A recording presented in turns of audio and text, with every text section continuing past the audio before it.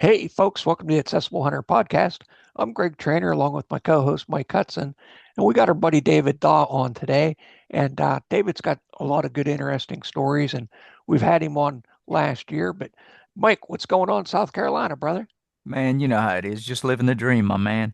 We getting ready for our Clay Classic. We got it tomorrow, so we've been loading up, trying to get everything set. You know how fundraising goes with nonprofits. It's always that chasing that money. Dude, I wish I was down there close to you.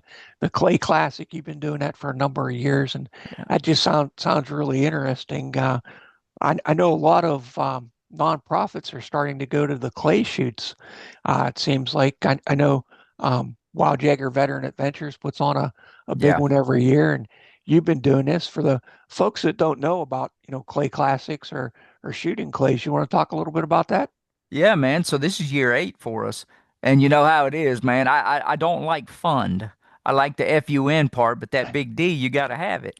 Uh, And so we try to find activities that are going to be reconciled, people coming in, having a good time, always that are reoccurring and can build upon themselves. So we're blessed in that this is built off of the credit unions. And what ends up happening is we've got multiple credit unions that come in and they play along with us. So we've got North Carolina and South Carolina credit union leagues that are involved in the situation with us. So it works out perfect. Man, that sounds like a pretty good team building exercise for the Absolutely. credit unions, and a day to get out and have some fellowship together that maybe doesn't involve golf or another type of activity. So anytime you can get some shooting in, that sounds like a good time. 100%.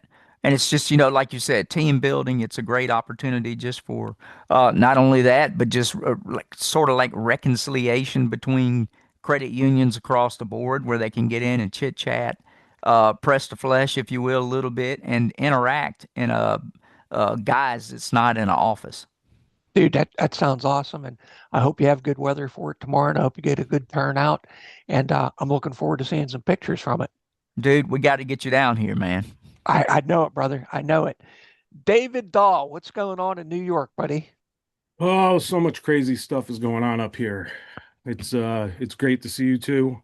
I guess it's been a year and Yeah, It's crazy how it's fast time amazing. It flies. it really did go fast and a lot has happened. I know I told you guys about a lot of dreams last year and luckily a lot of those have kind of played out and things are actually going really good up here. So Good. well, David, you've been working hard. I know you got a lot of irons in the fire, so to speak. And for the folks that may not follow you on Facebook or didn't see the last podcast, David, would you mind introducing yourself and telling a little bit about yourself and your disability right now? sure. So my name is David Daw, and I live in upstate New York. I'm in Kingston, New York. And for 20 something years, I ran around the world thinking I had mitochondrial disease, as well as my dad. And we turned out to be misdiagnosed. There were a few other people in our family as well, my aunt. And somewhere during COVID, basically in 22, um, my hand started disappearing. It got clawed up on me. And I ended up chasing doctors for about 6 months. And luckily enough, I got down to New York City with Dr. Hirano. And within 2 hours, I was finally diagnosed with muscular dystrophy. I have what's called myofibrillar myopathy. And Wow. that would be the myot gene that is mutated. And that one is responsible for relaxing muscle and for repairing the myofibrillar. Um, Sadly, it's now taking some of my voice and it's making my tongue not work right. So I can't even say my own disease the right way. But we mumble through and we make sure people know what it is. And since then, I've gotten involved with the MDA very quickly. That they literally saved my life. And between them and a guy here in town named Mike Eamon, uh, they set me up and got me finally using a wheelchair. I had been a recluse for about 3 years, and basically went nowhere besides doctors and down to Walgreens, and life was And starting to get pretty scary. So and David, for the folks that don't know, MDA is the Muscular Dystrophy Association. yes, I sometimes forget to do that, so thank you. It's also a tongueful. Yes, the Muscular Dystrophy Association. If anybody, us older folks, remember Jerry Lewis and the MDA Right. telethons, it's that group. And things have been great. I've gotten involved in the community there. I do a lot of community work with them, and I've actually gotten some of us together where we go up and we do some tours, and we go up and climb mountains in chairs and do some really cool stuff. So it's it's changed my life. It's a good thing. It's a good place. And if there's anybody out there who is dealing with muscular dystrophy or any type of dystrophy, the MDA is always welcoming. And we have these community groups where you can come in and talk. I've kind of turned into the wheelchair guy there, and I kind of I've nerded out over the last couple of years when it comes to chairs, and I really enjoy it, and I get to talk with people about it and help them out and find the right chair for them, and get people out doing stuff, because I don't want people to suffer like I did. It was kind of stupid, Right. and I got Man, really close to suicide, and I hate saying it. It sounds crazy when I say it now, because it's not even a thought at this point. right. But I was there, and there was some other circumstances. My dad had just passed away from this disease. I'd lost my dog. It was all a whole bunch of things at once, and realizing that I had to get in a chair and my life was changing. The beauty Sure. of that is once I actually got in the chair, life changed, and I realized like life is so much better. And it's, after 20 years of chasing my wife around and trying to do things and getting sick every time I would leave the house, I didn't realize what was happening with my body. And I would push myself and try and play tough guy and walk, and I was actually hurting myself, and I was, Well, building up. well, you bring up a really good point, David, and I just kind of want to pause you there Please do. to kind of talk about that for a minute. That life is good whenever you have what you need, whenever Right. you're able to get out in the community, when you're able to engage. And Mike and I, talk about this all the time together on the podcast, and as men, we call each other and kind of rely on each other. But when you have everything taken care of, and I'm not talking about having money, I'm talking about basic needs and Right. and the basic wheelchair to be able to get you out. Um, your mental attitude just increases dramatically. Mm-hmm. If you're stuck inside your house and not able to get out and interact with your wife, your family, your friends, that can just contribute so much to your mental health and to depression. And you top on, 20 years of misdiagnosis. Mike, you want to jump in here a little bit about that? Yeah, man. Right now, I know you and I are both going through some pressure sore issues. And I've had doctors that would tell me, "Hey, this is the new product that you need to use." Well, the product I was using for 30 years didn't cause me any issue, and I would go to one of the new products, and lo and behold, I start having more issues.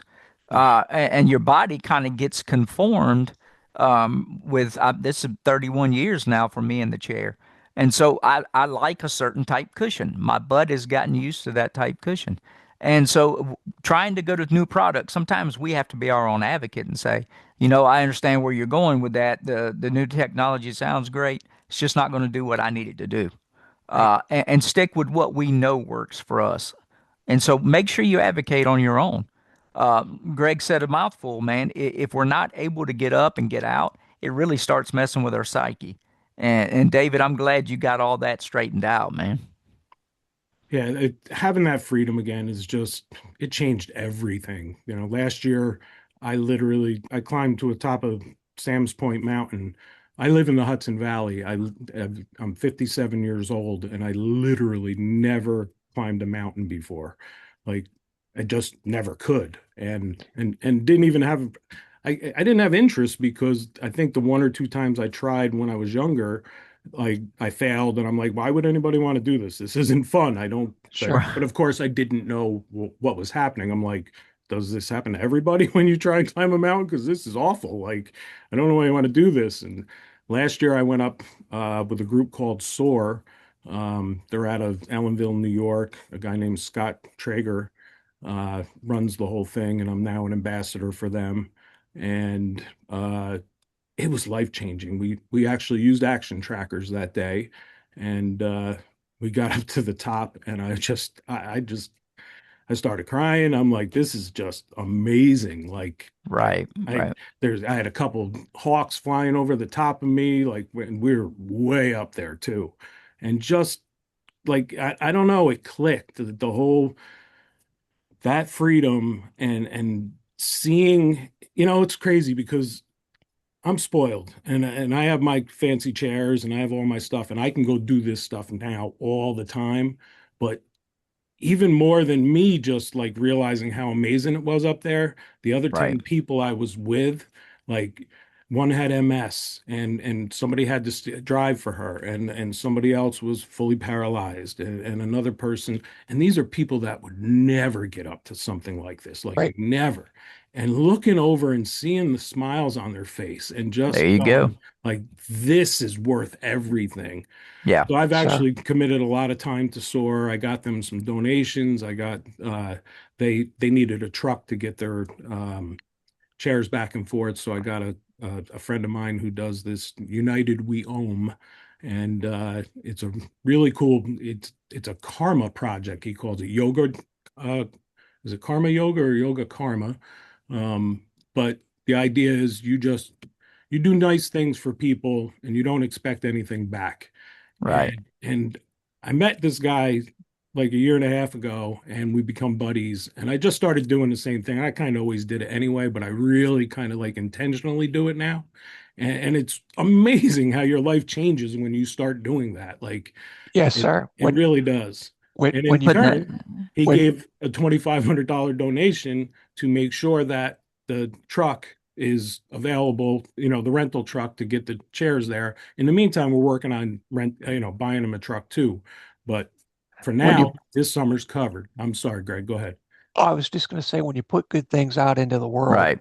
you know, it does come back to you. And you've done a lot of work over the years, David, in different charities and things. But you had mentioned Action Track Chair, and when a lot of people think about the outdoors, that's probably one of the number one top outdoor wheelchairs is Action Track. But I've been following you for a while, and you use a different style wheelchair than the Action Track that gets you around the city a little bit more too, and it Yeah, isn't the typical outdoor Action Track. Can you talk a little bit about what chair you are using? sure. I have fallen in love, like literally in love with Magic Mobility. They're out of Australia, and I've actually become really close with two of the marketing people over there. We literally write each other every single night. There's just we have this back and forth banner going, and um, I I just that was part of my depression in the suicide in the beginning because my friend Mike Eamon let me try a V6, and so we're men, we can talk. If somebody walks in and gives you a Hummer and they're like, "Here, try this Hummer and go for a ride," Right. versus like this little, I don't know, well, you got a Yugo or something. Like, Sure. I'm not going to be happy. I'm just not going to be happy. And that was part of it. And I was being a spoiled brat. And but I knew what I wanted, and I wanted to be able to go in the yard, and I wanted to be able to do all these different things. And Magic Mobility actually made that possible. Like those chairs are insanely good. I do enjoy a track chair.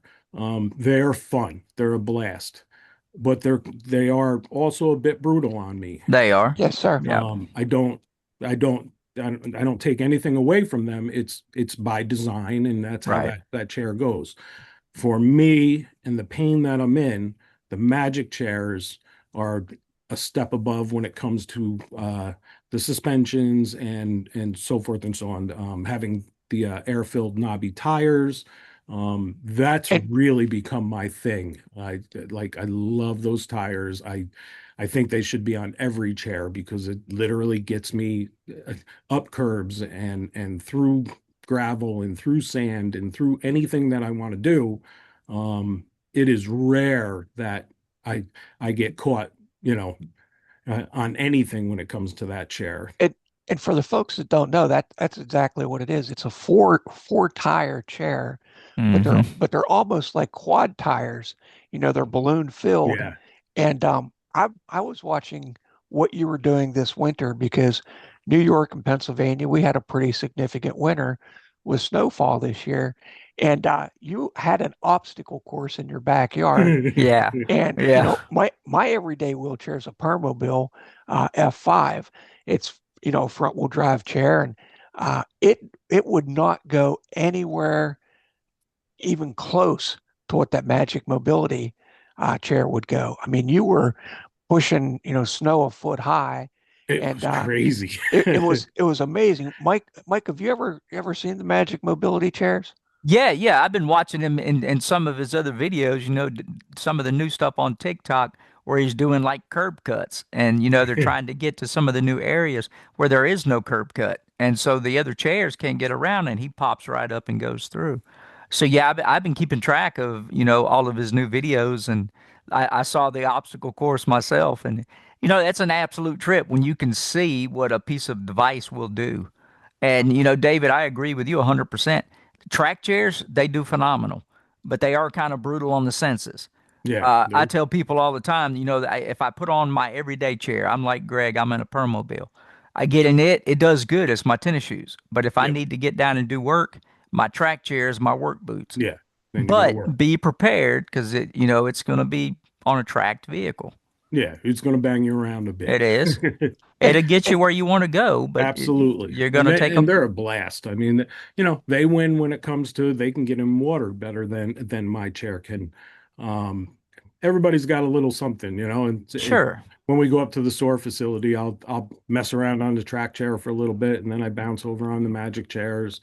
I have a couple different versions of magic chairs now, and they've left a demo of an XT4 here, which is a 4x4, Oh, and wow. that's their latest um, offering, I guess. That one came out about a year ago here in the States, and it's just insane. That's the one you saw me mostly use out in the backyard. I took that one out during we had literally 18 inches of snow out there, and I was plowing through it like it was nothing. Like it I, was I incredible. And I didn't even know what to expect. That was my first time.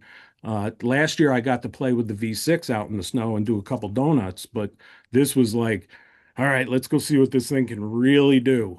Oh, And it was definitely a beast. And you've also met with your local uh, politicians and kind of went through some of the areas in Kingston and talked about accessibility. And Mike had mentioned curb cuts, but you're reaching out to your local community and really trying to educate people. Um, you do your things my wheelchair saw today. I always enjoy seeing that. But can you talk a little bit about what you talked with your representative there about? yeah, so I had this idea. I got to a point where I was like, one of my neighbors had said something to me, and they're like, maybe you should go out and highlight the good places. And I Right. looked at him and I was like, Bud, I'd be done in 2 days because there are no good places here. There's like, you know, we have a marijuana store that's it's legal here, and we have a store that we can get in and out of no problem, and the Walgreens I can get in and out of, but pretty much everything else is a nightmare here. And I basically told him, I was like, you know, I got to come up with an idea. And so I just started thinking, how do I get people to realize this? Because I also realized for 20 years with my dad, I didn't really believe him how bad things were. And because I was more able-bodied at that point, I started realizing later on that like we were making everything easy for him, and I didn't really have somebody to do that for me when I was going out. So my idea was I wanted to I wanted to take out the officials in town and get them to actually see what I'm talking about, so that I wasn't just constantly complaining or doing these Right, right, funny videos that I'm doing all the time, and I didn't want them to take it as negative all the time either, because they got to come see this. And luckily, last year at the abilities parade that we had in town, I met with Jen Metzger, our Ulster County executive, and this wonderful woman, Gina Hansett. And when we got together, we started talking, and I told him, I'm like, I have this dream, and I feel like, you two might be the ones to do this. I'd love to take you out. I'll get the wheelchairs. And I just want you to see what it's like. Like maybe drive around your office. We'll go show you what it's like getting in your bathroom so you understand. I know you think it's ADA uh, Accessible. accessible, that word. And I said, but you know, I still can't get in your bathroom. I still can't close right, the door and have privacy when I want to go to the bathroom. And it was amazing because they did take me up on it, and we went all around uptown and through their office building, and it was amazing to get the reactions as we were doing it. right, They really felt it, like right down to kind of what we were talking about with the action tracker. I put them in they were in quickies. One was in a Quickie 300 and the other's in a Quickie 500, which are both fantastic chairs.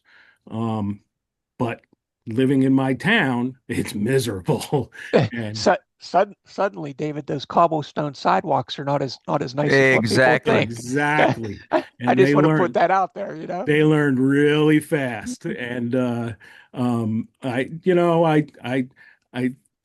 I didn't set them up, but I was like, all right, I'm going to take you uptown and you know what that's like. So be careful, stay close. And literally, she goes across the street, and the first thing she does is bottom out on one of these slate sidewalks that had a big Right, thing. And she was stuck. And I'm like, now you know, like, here you right. go. And about Empathetic dialogue goes a long way, man. that's it. yep. 10 minutes later, we're going down. One of my big pet peeves around here is this outdoor dining stuff, and they block off sidewalks and you can't Hmm. get through. We have very small sidewalks here. We're an old colonial town that's never been rebuilt yet. And, it's small. And I take her uptown. We go through this piece, and sure enough, I get one, and she smashes right into a table. And it was perfect because it was actually one of those metal tables, so metal on the concrete, and it made all kinds of racket and noise. And I'm like, and now you know. Now imagine if like a parent and their child was sitting at that table and you were trying to come through. Right. This is what we're going through daily, and nobody sees it, and you guys don't understand. And I know I don't want to hurt businesses here. They need that money as much as I need the space to get Sure. through. But we can work together. This really isn't that hard, just move your stuff over. Give me the 3 feet that we need. Maybe give me Right. 3.5 so I have some wiggle room there. But And that's an excellent point, David, that we can work together, that you're not trying to hurt businesses, but that's absolutely, but that sidewalk is for everyone. And Right. if people are sitting there eating, we feel like a burden trying to get Correct. through. And sure. and that's not the case. You're trying to live your life and drive your chair to the next business or what have you. And the other thing that I really liked was you had a dialogue with these town executives. You didn't bang on their door and jump up and down and Right. cause a ruckus. You had a very good dialogue. You spoke with them and said, "Hey, let me show you around your town from where I sit, from my point of view." And I think a lot of times we get a lot more accomplished, talking with people and having real, true life conversations rather than, screaming and chaining ourselves to a flagpole kind of thing. And you had mentioned restrooms and bathrooms, and I know you're working on a project for adult changing tables, which I think is a phenomenal project to bring to the community. David, could you tell us a little bit about that? Sure. That is my big baby. Last year, I was at an event and I saw a friend of mine. She had lost her legs, and I we started talking, and she's like, "So how do you like being in a chair?" She's been in a chair about a year longer than me, and I was like, "Well," I said, "it's kind of miserable when it comes to like going to stores and stuff, but I love being outside. I love." Doing what I'm doing. I said, this bathroom thing here in town is ridiculous. And I had just had a weird incident up at Target. And so I started telling her about it, and I'm like, I literally had to leave a $50,000 wheelchair with my wallet and all this stuff on the outside of the stall because it didn't fit in the stall. And luckily I can get up and walk.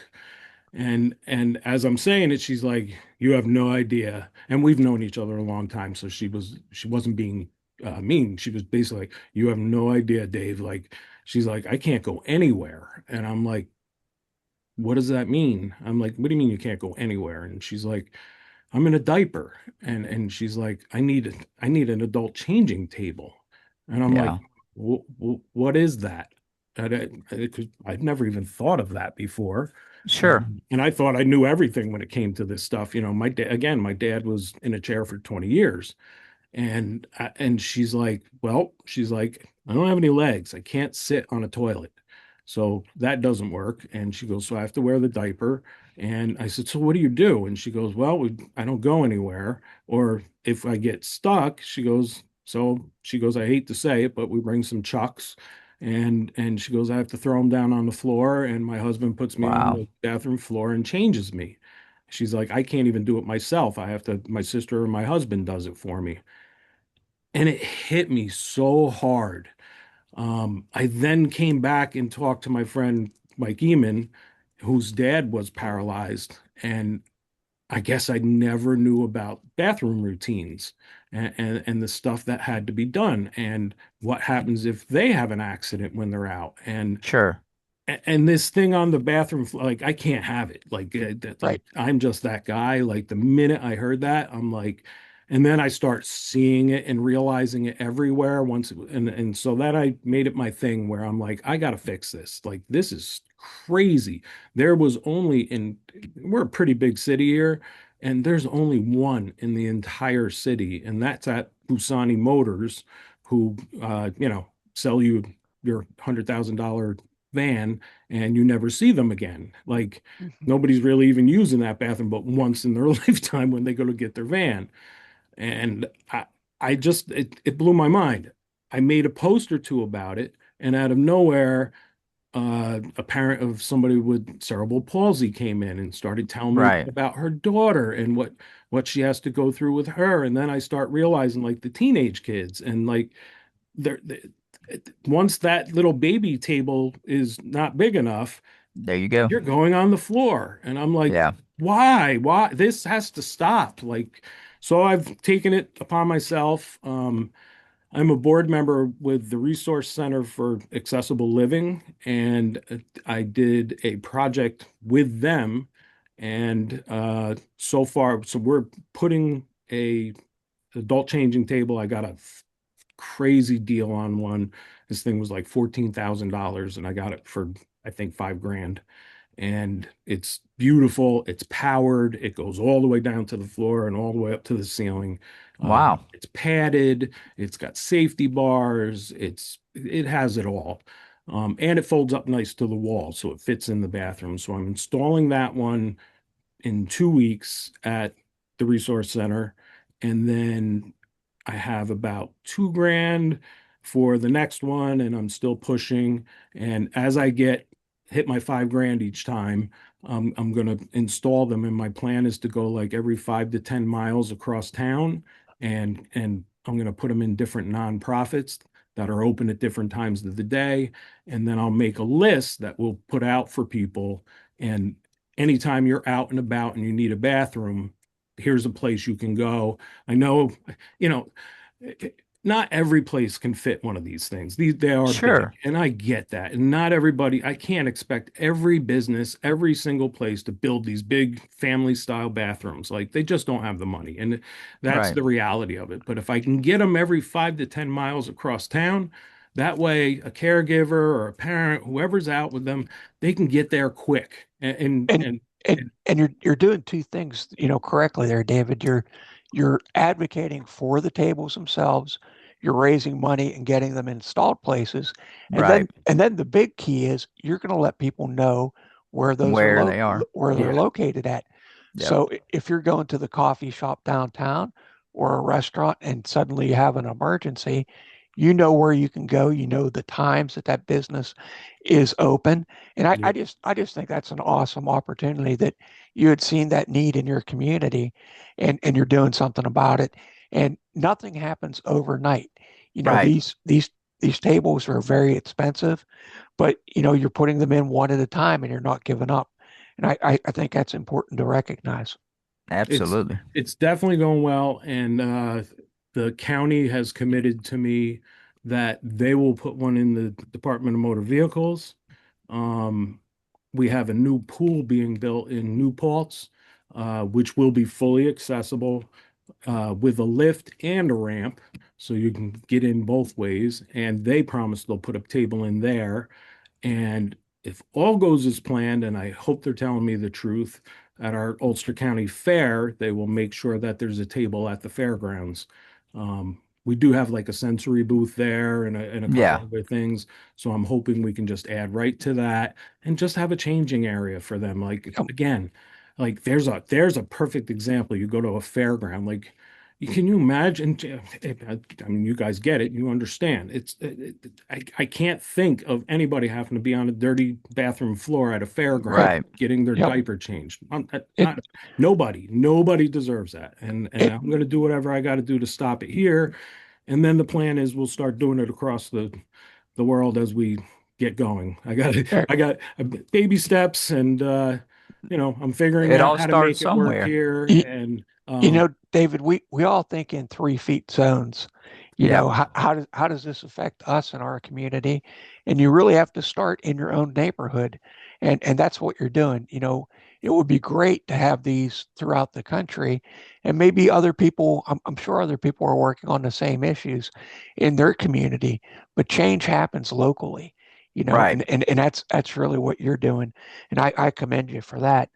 Um, I know that you know with your depression from being stuck inside, as a musician, you used to, work on guitars and do a lot inside. How is it, and what has changed getting out? Like I've seen pictures of you in the apple orchard, and I see mm, that you're getting out and around town and stuff. What are some of the other activities that you like to do that kind of helps with the depression and gets you outdoors? it's really a lot of that stuff. Like that's been my life for the last year, is just getting out in that chair. Like I turn into a big kid when I get into the magic chair. Like I really do. Um, all my buddies make fun of me and tease me in a good way, because they love seeing it. They're like, I have never seen you so happy. I'm like, I have legs. Like this is Right. Right. incredible, and I can go anywhere I want, and I love pushing them. My brother joined me last year, and we have a thing called Daw Bros, and where so Nick works for the WWE and in the background for as a tech guy, and has spent many years as a stunt coordinator for them. Um, he saw I had trouble with the chair, not the magic chair, but another company's chair. And he got a little nervous, and he was like, I'm coming up and let me run these chairs and let's find out like what is their limits, what's the worst that can happen to you. Basically, he's like, we got to figure this out. And we had a blast. We just like literally we're running over logs and climbing through trees and doing all kinds of crazy things you never thought you could do in these chairs. I I And had seen that. That was pretty amazing that the two of you were kind of being young kids again, kind of competing with your brother it who could get literally up the was. trail the fastest. And here's the crazy part. Now, Nick is able-bodied, but he had just had a lower back surgery. So he had L4 and L5 done, and he Oh, was wow. 2 weeks out of surgery. And during those videos, he literally had 50 staples going down his L5. So that tells you how good those chairs Sure. are. I Like he, I I had no idea that he was going through that. Yeah, he ended up like he only gets so much time. He's on the road literally every single week, and they tour the entire year. Sure. So he had a month off to heal his back. He's like, I'm coming to do this, and I'm like, you can't come do this. And he's like, oh yes, I can. He's like, and he came up and we did it, and it's great that XT4 like cradled him. He Yeah. didn't pop a stitch, didn't pop a staple. And I think it said something about that XT4 because it was Sure. pretty, Absolutely. like that's pretty amazing. And you saw some of the stuff he did. Like he's crazy. He went far above what I would do with W- stuff. One of the things I've been watching is the interaction you have with your wife in your chair, and you've kind of hooked up some crazy sound effects and other things. I don't think my wife would put up with as much Nah. as your Nah. wife puts up with you going through the store and playing different sound effects and things. But having somebody in your life that you can get out and do things with, and you guys have such a good relationship. It's fun to see the enjoyment that you have annoying her. I'm sure she's a saint in real life because my wife wouldn't be as so understanding sometimes. She truly is. We've been together a long time. We've been together since we were 14 years old. And so she knows me. And I'm not gonna lie to you guys, she's kind of in on it and she's having fun with it too. Sure. And we're doing what we can to try and get the views up and trying to get followers. It's been a real Absolutely. struggle. It's so hard. But that's the kind of stuff we do. Like we're just funny, we're sarcastic, we do silly stuff when we're out in public. It's what kept us together all these years. Like we're just funny. Like we like laughing together, we like doing silly stuff. We went to the hotel the other day and everybody's like, "You made your wife run down the hotel hall so you could chase her." I'm like, "No, you don't get it. She did that." Like Right. that's my Right. 57-year-old wife who we literally got to the hall and she looks at me, she's, "You want to race?" And I'm like, "Go ahead." And we race and everybody thinks it's me doing it. I'm going, "You guys don't get it. She's crazier than I am." Like, There you go. and we had a blast. Like we went down to the expo in New Jersey, the Abilities Expo. Yes. Right. And it was our first time out in a couple of years. That was another big achievement for me because to be honest with you, I was afraid to travel.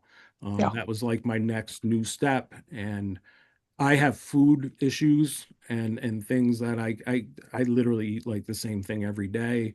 And it's not something you just go to a restaurant for. So um, we ended up renting Homewood Suites by the Yeah. Hilton, Yeah. Oh yeah. and fantastic guys. Like I didn't know what to Lots of expect. room. Oh yeah, it Yeah. was Oh yeah. beautiful. Like it was so accessible. Everything was exactly what we needed. So much I almost canceled and didn't go down. I didn't even tell Sunrise that I was coming. Like I went as I was like this way. If I chicken out last minute, I didn't hurt anybody's feelings. So we only planned to be there for 2 days, and we ended up extending the stay. We were down there for the whole weekend. It was just great. We were like little kids again, and we're running around and chasing each other up and down the hallways. And we went That's outside at night and playing with my crazy blinky flashy lights to see what they look like in the dark. And she gets into it, and it's great. And you know, I'm I am so blessed with my wife, and she's like, "I'm not your caregiver yet," and I'm like, "Yes, you are." And the sure. amount of Yeah. stuff that you Yeah. do for me, like it's amazing. And But there's another big point to that too, David, is, having the right hotel room, having yeah, the accessibility to be able to stay there in almost like an apartment style setting yeah, that, you have enough room to turn your chair around and to charge your chair and get in and out. And I know Mike and his wife, they travel quite a bit, and Mhm. you're kind of an expert on hotel rooms and picking the right accommodations, but that definitely means, so much more when you're comfortable and can get out. Um, it changed everything. Like, it, and it, it it wasn't much more expensive. It really wasn't. Like, Right. actually, I don't Exactly. even think it was more expensive. yep. Like 140 a night for the room we got it online, It's and that's It's it's not just that bad. it's just knowing what accommodations you need Right. and what's available and booking it, far enough in advance. And uh, David, the hour always goes by so quickly on the podcast, but you've been in a lot of situations, and I'd kind of like to leave the audience with, if somebody's feeling isolated or feeling depressed, what's some of the steps they can take to help themselves, and what advice would you give somebody that's maybe feeling a little left out or feeling down? As a person that was so opposed to it in the past, I always tell people, find your community, like find your people, because for me, find my wife forced me to go to that MDA meeting, that very first one. It was that or go to a shrink, and I was like, I did that before, and that didn't help me. That shrink told me I had Munchausen's, and I was wrong. Oh, And wow. yeah, so I didn't have that good experience with a therapist. I'm not putting Sure. therapists down. I had a bad experience. That's my experience, and I Right. was like, here, my options were suicide, go to MDA, or go to a shrink. And I was like, all right, I'll try the MDA thing and let me go. And it was the best thing I ever did. Like finding people that know how you feel and understand how you feel. And then so you don't have to just go find, your disease or whatever, because Right. another perfect example was like meeting you guys and talking to you guys. Like it just opens things up. Like we're just in this world together when it comes to disabilities. And Right. it doesn't matter what your actual disability is. Like I don't care what it is. I don't care if you're using a cane or a knee brace. Right. Like Yep. it's all disabilities, and just connecting with people and letting them know that you're listening and you're there, and that Right. there are other You people see that them. actually, yeah, that you're seen, and that there are ways out. Like there are. You just have to get yourself up and do that. And sometimes that's not so easy, but when you have a community behind you, like that really helps. And Yes, sir. just being able David, to have people to talk to. man, I've got to say, last year we were talking to you and we were going through, all the jobs you've had in the past, all the roadie experiences and all that. But man, I see a whole new desire and a new passion that you're chasing. And dude, I can't tell you enough. Keep doing it, man, because you're making a huge difference. I'm seeing it from you, and just being able to see how that passion sparks something new in you. And man, I like it. Keep it up. I appreciate it. I'm trying my hardest. It's You're doing great. it gets crazy at times, and I keep getting little extra diseases thrown on top of things and weird medical things, and I just keep pushing them aside, and I'm like, I got to keep moving. I got to keep moving. And it's funny because as one of those happens, and then all these other good things happen, and That's right, brother. That's right. everything opens And Aging, up aging's and not for the faint of heart, man. for sure. and, and David, we appreciate you coming on the podcast today. And folks, if you have any questions or you'd like to follow David, what's your Instagram, buddy? The easiest way to find me is things my wheelchair saw. Just search that on any social media, and I'll pop up. And there is a .com as well, which will link you to them as to the Instagram and Facebook and the crazy TikTok world and All the socials. But all folks, Gotta those have it. things. we appreciate you joining us today. And David, thank you so much for your time and everything you're doing for your community. Man, we see a big difference in what you've done Absolutely. over the year, and we enjoy following you and seeing what you and your wheelchair get into that day. Thanks, guys. I love watching your stuff, and I'd love you guys. Um, We, Feelings mutual, brother. you're my mentors. You got to teach me the ways, and I see what you guys are doing out there. So don't man, think you're not being seen. Um, That some means more than you know. amazing stuff, and as you get your situation built down there, and I see every piece of wood going in, and you guys, tomorrow's clay hunt's happening, and that to me, That's gold. That's Yeah. gold. That's what we're supposed to be doing. Like Push forward daily, brother. That's that's all we how we can do. change the world just a little bit and make it a little better.